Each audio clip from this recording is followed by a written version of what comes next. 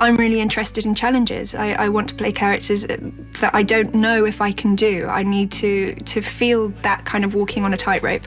I find that really exciting, and I think that it's the only way that I can keep interested, and therefore I hope an audience can keep interested in the films that I do.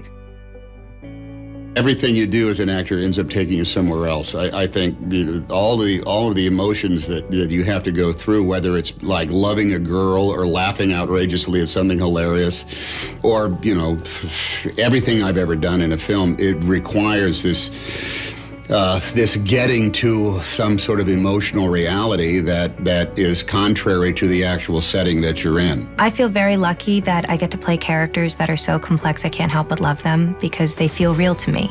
But that's most of the roles that I've gotten to play. And you love them because of their flaws, not in spite of them. You have to just sort of feel it out, you know, and take the chances. And if you feel like on some level it's grounded in some sort of reality, that's really the most important thing. I know that sounds like it might be an oxymoron, you're doing this crazy broad character that's grounded in reality, but it is important to understand where the character's coming from, what his motivations are, you know, whether it's jealousy or, you know, insecurity or whatever it is. And then you just sort of like, you know, go with that and try to play these crazy big moments in some sort of real way. My job is trying to play a character that will convince people that I'm that person.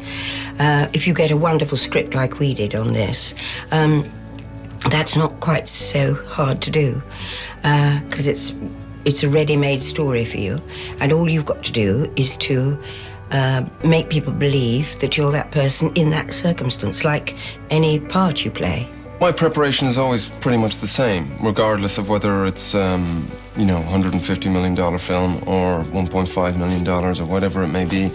I've got to do a lot of homework, and I've just got to be well equipped when I come onto the floor, and I want to come onto the floor with ideas, and I want to also be well prepared so I have the ability to have freedom to explore any avenue on the day and have fun.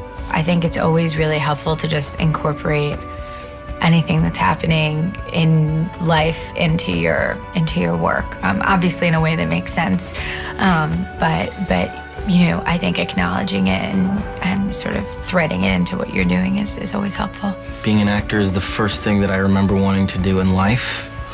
I remember at 14, 15 years old, watching some classic films, spending months and months watching all the great classics, all the great performers of the past, and being so incredibly inspired by them and saying to myself, one day I want to come close to doing something that good. So I think that thirst or that drive to just achieve what I believe is something as good as, you know, those heroes that I have is what continues to make me want to do this.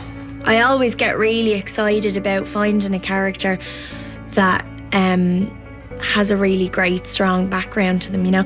And that's not to say that, you know, the girl next door can't be interesting. It's just very often she hasn't been portrayed in that way. And I'd love to see that, you know, because it's such a kind of default thing to just make her kind of cutesy and stuff, but it'd be great if it wasn't that way and if you could really add a backbone to her.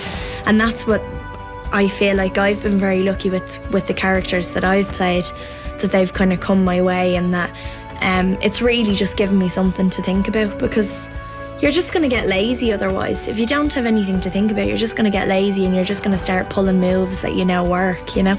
Every single